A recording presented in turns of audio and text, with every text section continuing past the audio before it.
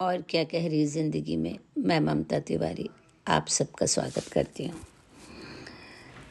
वो वादे निभाए गए क्या जो आपने खुद से किए थे? आज एक सवाल है मेरी आंखों में, मेरी ज़ुबान पर। कितना खुश होते हैं हम जब दूसरों से किए गए वादे पूरे करते हैं, खुद को ईमानदार महसूस करते हैं। दिल में संतुष्टि होती है कि हम जो वादे दूसरों से करते हैं उन्हें समय पर पूरा करते हैं।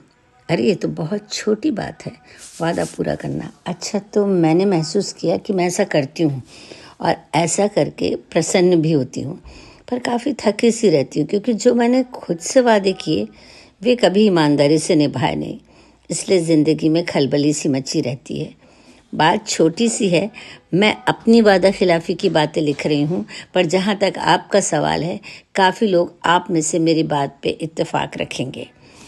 मैंने खुद से वादा किया था कि सुबह जल्दी उठूंगी, पर क्या रात में मैं जल्दी सोती हूँ जो सुबह जल्दी उठ पाऊँ? दूसरा वादा था मेरा खुद से कि 60 मिनट तो कम से कम वॉक करूंगी। 20 मिनट से पहले मुझे कई काम याद आ जाते हैं और मैं लौट पड़ती हूँ। एक वादा था योग, एक्सरसाइज, ध्यान का। कम से कम 20 मिनट तो मैं दूंगी उसे। दिए क्या? कल से शुरू करूंगी। अगर उन्हें नहीं कर पाई तो जिम या योग क्लास ज्वाइन करूंगी।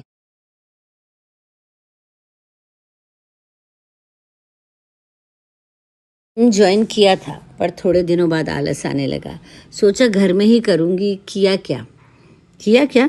सुबह उठते सोचा कि रोज़ मेथी, सौंफ, अजवाइन का पानी पीऊंगी। पीने लगी, सबको सलाह भी देने लगी।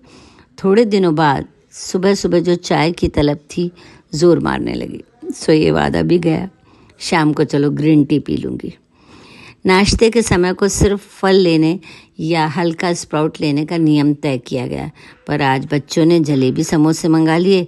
नियम को तो टूटना ही था, और नियम तो होते ही तोड़ने के लिए हैं। तो अब बारी थी घर के काम हाथ से करने की, ताकि शरीर चुस्त रहे। समोसे खाकर इतना आलस आ गया था कि घरेलू हेल्पर को समझाकर टीवी देखने बैठ गई। यूँ लिमिटेड समय टीवी देखने का वादा तो गया ही, कुछ अच्छा पढ़ने लिखने का सोचा था, वो अब कल करूँगी। लंच तो अब खैर हल्का ही लेना पड़ेगा। बच्चे चिल्लाएंगे अब तुम्हारी उम्र हो गई है, हैवी ग्रेवी की सब्जी मत खाओ। मन मार कर पनीर को ताकते हुए मूंग की दाल रोटी खा ली। चलो एक वादा तो पूरा किया, पर मन नहीं भरा क्योंकि सलाद भी फीका था और डॉक्टर ने चुटकी भर नमक लेने को कहा है। मीठा तो खैर मना ही था।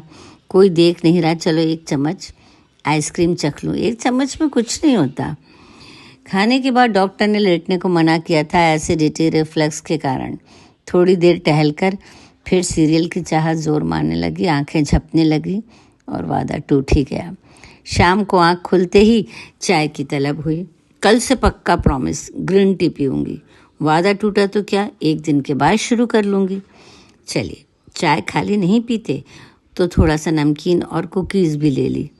अब इतने से के लिए तो डॉक्टर ने मना थोड़ी किया था, क्योंकि हमने ये बात उसे बताई ही नहीं थी। चलिए, अब मैं इवनिंग वॉक पर जाती हूँ।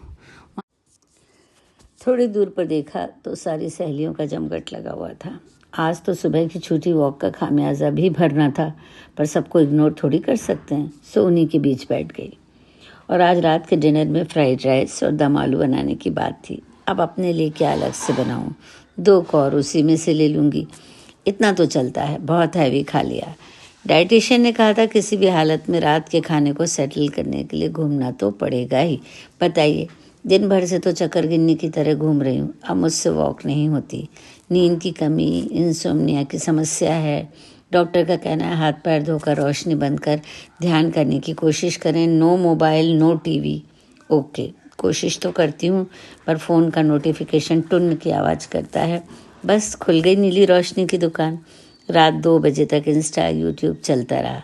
फिर 2 से 3 बजे तक नींद नहीं आई। मना करने के बावजूद भी नींद की गोली खा ली। देखिए, मैंने सब बातों के लॉजिक दिए। कोई वादा तोड़ा क्या? डॉक्टर का कहना था कि आपकी सारी समस्या नींद से जुड़ी, आपका गट, बीपी, डायबिटीज़, कोलेस्ट्रॉल। क्या मैं अकेली हूँ जो मोबाइल का मोह नहीं छोड़ पा रही? कितना कुछ अपडेट मिलता है।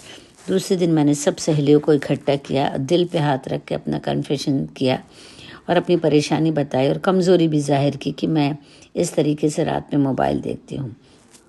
मुझे कन्फेस करते देखकर सब बोल पड़ी, अरे हमें भी कोई उपाय बताओ, रात से 2 से 3 बजे तक हम भी मोबाइल पर ही रहते हैं, कई बार तो चश्मा भी भूल जाते हैं, नंबर भी बढ़ गया है, मोबाइल दूर रख के सोते हैं फिर उठा लेते हैं।